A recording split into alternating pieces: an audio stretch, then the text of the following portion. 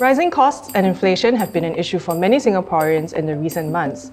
Food and energy prices are at an all-time high thanks to pent-up consumer demand from the COVID-19 pandemic, Russia's invasion of Ukraine, and climate change. So how can I beat inflation? And how can I save for my retirement while still providing for my family? These are the questions you want answered. My name is Alyssa Wu, and welcome to askST.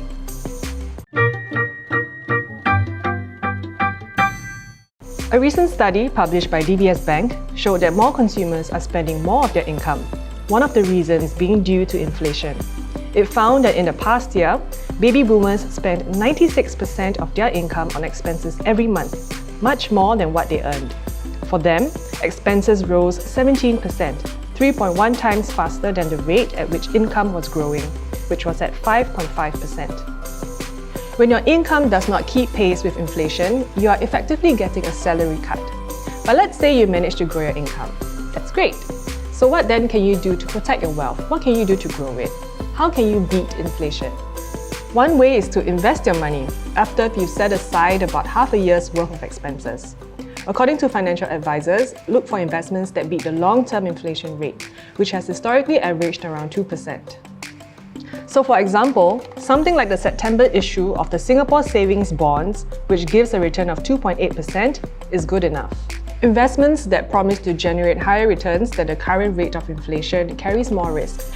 The core inflation rate in Singapore in June was 4.4%. So to beat this, you will have to look for investments that give you a return at this rate or higher, which means you'll likely be looking at equities.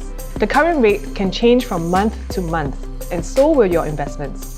According to the July Monetary Policy Statement from MAS, core inflation for 2022 is now projected to be between 3 to 4%, higher than the earlier forecast of 2.5 to 3.5%.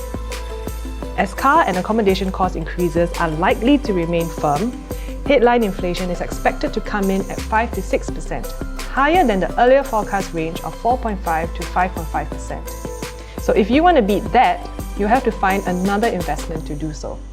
If you choose to invest based on the current inflation rate, you will be spending a lot of time buying and selling. There is no right or wrong way to do it. It depends on your risk appetite and how much effort you're willing to put into your investments. As for fixed deposit accounts, these are generally safe but may not necessarily be the best deal when the monetary value falls with inflation. You could also diversify your portfolio across multiple asset classes and different geographies and sectors. For example, you could have a mix of lower-risk dividend-paying funds, defensive stocks, as well as intermediate duration, investment-grade corporate bonds. Doing so can help you to hedge against market risks and help you to weather market cycles over the long term. If you're willing to take risks, you can consider alternative investments, which may include hedge funds, private equity, real estate, and commodities such as gold. Now, for the second question, how can I save while still providing for my family? You could consider setting a financial goal, which will give you a clearer idea of how to budget and do your savings plan. For example, are you planning to make any big-ticket purchases in the coming years? It could be buying a house, planning for a home renovation, or saving for your children's university education. It is typically recommended to save between 10 to 15% of your monthly salary for your retirement. Some people even save up to 20% a month. It also helps to have basic insurance coverage for yourself and your family. This would include hospitalization and critical illness plans, and maybe a life policy and retirement plan. Hopefully this video answers your questions.